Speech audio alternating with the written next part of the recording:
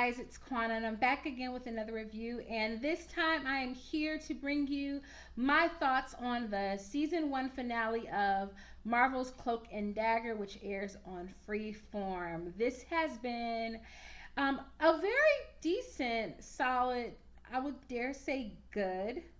I don't like to use the word good too often, but a really intriguing ride along for this very first season of Cloak and Dagger. I know that a lot of Marvel fans were very skeptical of the series when they saw that one, it was going to be a teen series, even though Cloak and Dagger are teenagers when we first meet them in the comics.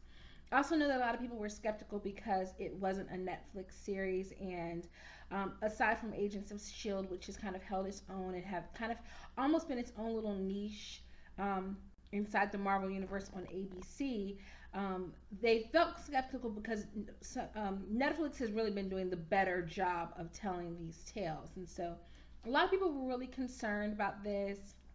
But I hope that those people who were concerned really gave the show a chance. I'm hoping that if they didn't ride along with it for the actual airing, that they will go back and watch this again. I'm sure that all 10 episodes will remain on Hulu. I'm sure that at some point they will drop onto Netflix.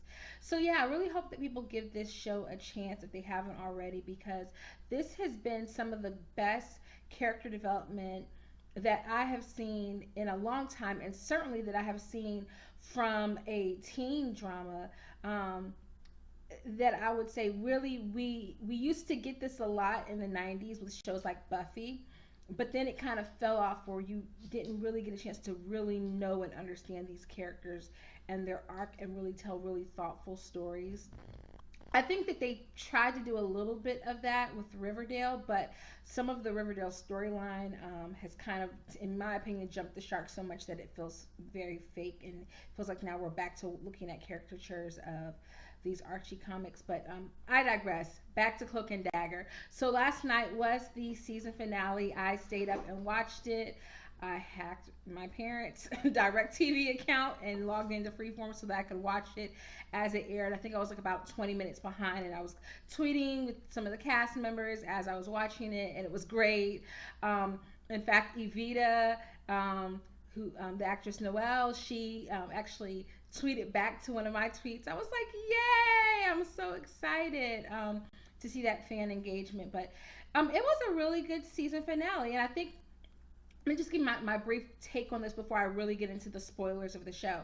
It was a good season finale because I am not as much of a fan of the cliffhangers. We live in a very uncertain world, and in the 90s, cliffhangers were all the rage. You'd have a cliffhanger at the end of a season, and it would pick right back up at the beginning of the season, and you didn't know what was going to happen, and you'd be on the edge of your seat for the remainder of the summer, because this is kind of a new thing with these shows kind of airing in these mid-season and summer airings. You'd watch a show, and in May there'd be a cliffhanger, and then you'd have to wait until September for the whatever the outcome was. I'm not a fan of that because we live in an uncertain world, and you never know what may happen. Shows get canceled, they get swapped out, they lose directors, they lose showrunners, and shows take new directions, and then you get a lot of loss in the continuity of the show. I'll give you a quick little example. I'm sure there's some Boy Meets World fans. I've been watching Boy Meets World clips on YouTube all morning long, and I saw this one clip, and it was the episode where Topanga actually gets a crush on Eric, and then her sister, who we never heard about at any point in time in the show, and we never heard from again, shows up to get her. And yeah, what's up with that? The fact that Topanga later on knew Corey from the time that they were babies and strollers, but earlier on, the Matthews had just met Topanga. They didn't know their parents. They had never met their parents. Like all kinds of stuff that you lose because people leave shows, and writers leave shows, and a lot of that gets lost. So you luck out if you have a team stay with the show for a long time, because as the show begins to do better, they negotiate new contracts, they can leave and go other places. And so I'm just grateful that they kind of tied up this area. Are there some questions that we're going to still have? Yes, of course, there's still questions that we're going to have. But do I feel like the show ended in a good place, that if for some reason it did not come back tomorrow, I would be mostly satisfied or somewhat satisfied? Yeah, yeah, I think I am. So that's my just overall take of the show as a whole, and I'll get into the nitty gritties. So it starts back at the house of Chantrell and Evita. Chantrell is telling Evita the story of all the divine pairings, starting with these indigenous children who lived in that region of the Americas back before the English and the French and the Spaniards settled, and that there was always this divine pairing. One of them would be marked somewhere on their arm, and they would have to die. And once they died, whatever the plague was or whatever the trauma was to the area would subsist. Um, and so she continues throughout the whole episode telling these tales of these. I'm not going to get into each and every one because it doesn't really matter. It was just giving us the pattern of it. I don't usually like to judge every show with this, but I was a little bothered by the fact that other than the Native American pairing, every other pairing was of European English descent, and I felt like that was a little bit odd, being that the story is told in New Orleans. I would not have a problem with it if it was told anywhere else in the world, but because we know that those intersections of race and ethnicity in New Orleans are so important, I found that problematic. I thought a good place to have inserted some more diversity would have been the storyline with the jazz singer that was actually part of the story that that Tyrone heard Chantrell tell when he was a little boy, when he was after Billy's death, when he's running back and he stops and hears her tell this story of a plague that happened, and she tells the story of this brother and this jazz player, and I thought that was a good place to maybe have inserted some color or some diversity, but they didn't, so it's no biggie. All right, so we pick up with Tandy at her mom's house, and the water girl is there who's about to assassinate her mom. The mom is able, Tandy kind of talks her down into getting distracted. The mom is able to attack her and cut her. Tandy then uses a light dagger and slashes her in the leg as well. She is able to flee before mom is able to get a shot off, and mom is saved, and yay. From there we have Tyrone, of course, who's on the run. He's at the place where his dad's troop, his dad's tribe have stored all of their costumes and things that they're going to be performing in, and he's looking for his cloak to see if his cloak has somehow made it there. His dad comes in with the cloak and is like, I know you didn't do it. I can't believe you got yourself into this mess. This is what we were concerned about. But nevertheless, run away. Don't call us. Stay safe. Just live your life. I don't know if I was a good dad for you, but at this point, I just need you to survive. And I was like, oh, tear, a little tear right here, got me choked up. All right, so from there, Tyrone has his cloak and he is on the run, and I don't think it's really Mardi Gras at this time. I think that there's one of their little other celebrations or things that they have. If it was Mardi Gras, it was really, really small. They should have gotten bigger crowds, but I mean, it is a smaller budget. And so he's on the run, but all the cops are starting to recognize him, and so he's using his powers to pop in and out, in and out. So he's on the run. He gets to this alleyway, and there's Bridget in a cop car. She pulls up and is like, get inside. And as soon as she pulls up, the cops are surrounding him, and he's like, I can't do my thing because everybody is watching. And so they get taken into custody. Tandy goes to find Mina and encounters one of the terrors, is able to subdue him with one of her ice daggers, goes inside, rescues Mina, tells Mina what's going on, that these terrors are being caused by the energy source at Roxxon and they need to shut everything down. They see that there are 9 reactors and they're all on fire. They're all about to kind of detonate, and so they're trying to figure out how they need to go, how they need to shut it down. And so they decide to go to Roxxon, and of course they're going to encounter Peter Scarborough, who is getting rid of all the evidence and packing up, about to flee. And they find out where the main line is that they can shut it down at the auxiliary station. Tandy goes into his mind, finds out that his hope is to be God. Like, who, dude? Like, what? I was just like, who wants to be God? Like, really? Like, you might want to understand God. You might want to figure out, like if you have questioning whether there's a God or something like that.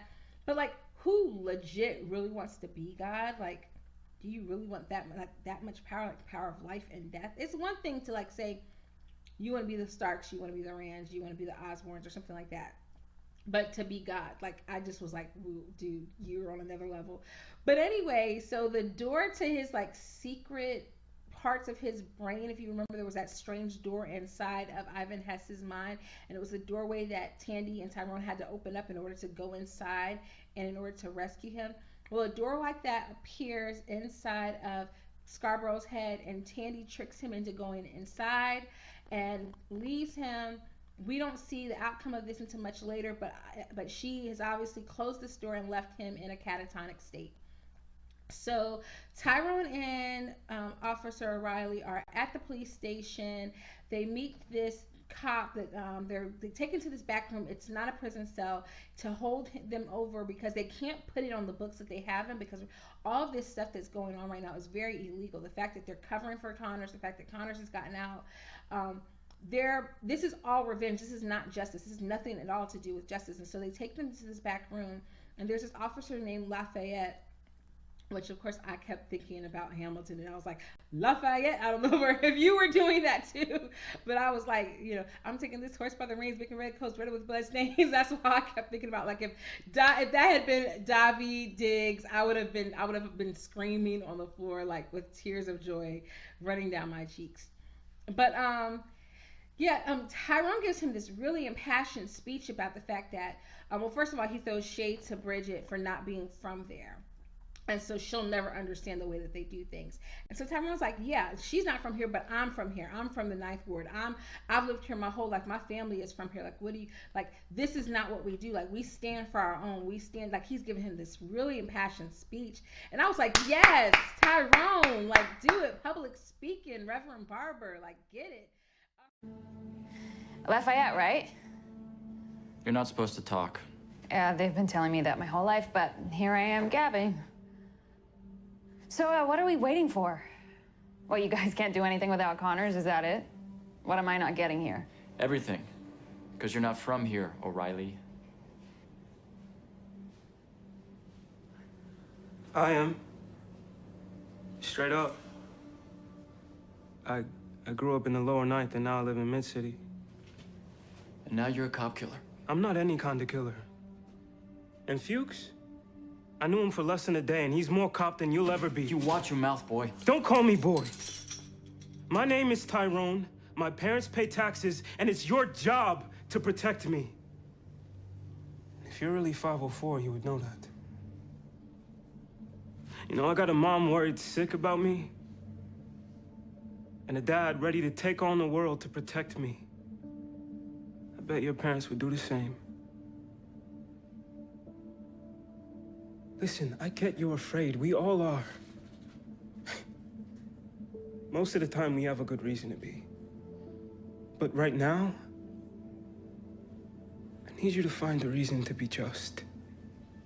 To protect us. Look, you took an oath. And right now, you have 2 lives in your hands. Understand that power.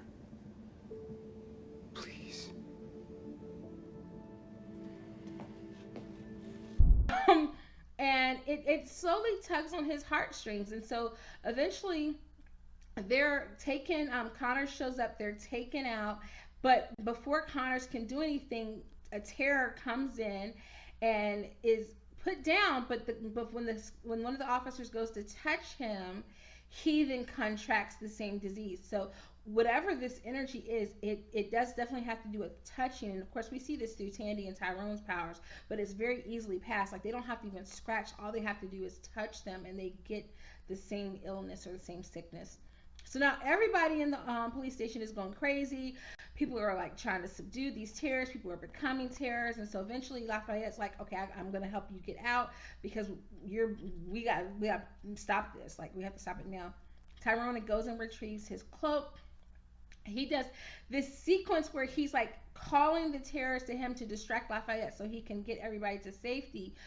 But it's this weird scene where the terrorists are attacking him, and they're called terrorists, but let's be honest, they're zombies. Like, they're not dead, but they're as close to zombies as we're gonna get at this point. And they're clawing at him, and it looks like season 5, episode like 14 from The Walking Dead, with Noah Bennett being attacked by zombies. Like, they're shredding his cloak. He barely gets away, and when he finally does get away, where does he show up? He shows up right in front of Tandy, who has escaped with Mina. But in the escape with Mina, they've escaped to this warehouse. But then Mina gets attacked and becomes a terror. Is about to attack Tandy. Tyrone stops, distracts her enough time that he zaps her with one of the tasers. Sorry, and is able to put her down. Thankfully, before Tandy throws a light dagger and kills her. So hopefully Mina will be okay. Like, she just was tased. She wasn't slashed or anything. So hopefully she's okay. We'll find out next season. But she's been doing a whole lot of press for the show. I don't know, sorry, side note, but she's been doing a whole lot of press for the show. So I'm pretty sure she is on board for next season. And will probably have a pretty big role in some of, I'll say that for my prediction video. All right, so back to Tyrone and Tandy, who are now trying to shut down the reactors and get the city saved. They experience this loss because his cloak is shredded. He's struggling with teleporting. They go back to the church. Who shows up but Evita to give them the warning, to say, you guys are the divine duo. You have to save the city, but hey, one of you is going to die. And I just couldn't help but thinking, do they really need to know that one of them has to die? Like, wouldn't the sacrifice be greater if one of them just sacrificed themselves without knowing that they were going to die? That was just me. I don't know. Tell me about what you thought in the comments below, if you thought that that was kind of a weird thing. But it was nice to see her and Tyrone get a chance to reunite before. They kind of gave this nice little send-off that if Tyrone was going to die, that he got a chance to say goodbye to her and let her know that she was important to him. And she leaves, and so Tyrone's like, okay, that's all well and good, but I don't have my cloak. And so Tandy gives him his brother's hoodie back, which he didn't know that she had. It was this really sweet moment where she's like, it was the first thing I stole. I needed it. Now you need it. I'm passing it on to you. Like, I no longer need it. I'm strong enough on my own now. Like, I get it now. And she's passing it on to him. And it was really a touching little scene. So they go back to the reactor, but who shows up but sorry. Before we get there. Was it before we get there? Was that before? Okay, so I'm going to get this sequence. I'm going to finish with this sequence, and I'm going to explain why I'm a little confused, because I don't remember. Last night I was really tired. Connor shows up. It's about to take down Tyrone, but then he realizes he can't, so he's going to attack Tandy. Well, Tyrone gets there first, and Tandy uses one of her ice daggers and like splits his shotgun in half. Before he can do anything else, Tyrone teleports him to the top of the building. He's about to, oh, this happened after. Okay, this definitely happened after. I'm so tripping. All right, so before all of this happens, sorry guys, he shows up with where Officer Bridget is. She has, of course, put on a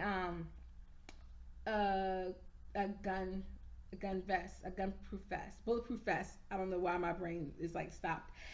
He goes after her, ends up shooting her. Of course, the first time it doesn't do anything, but then ends up shooting her like in the side or like in a part where it wasn't covered.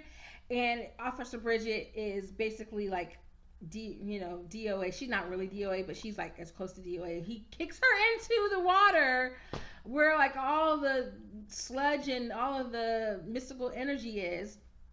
Then shows back up and does the whole thing with Tyrone and Tandy. So back on the roof where Officer Connors is attacking Tyrone, Tyrone's power exponentially grows and his dark force, and I was like, the dark force shoots out from him, pulls Connors into his grasp and sucks him into the other dimension.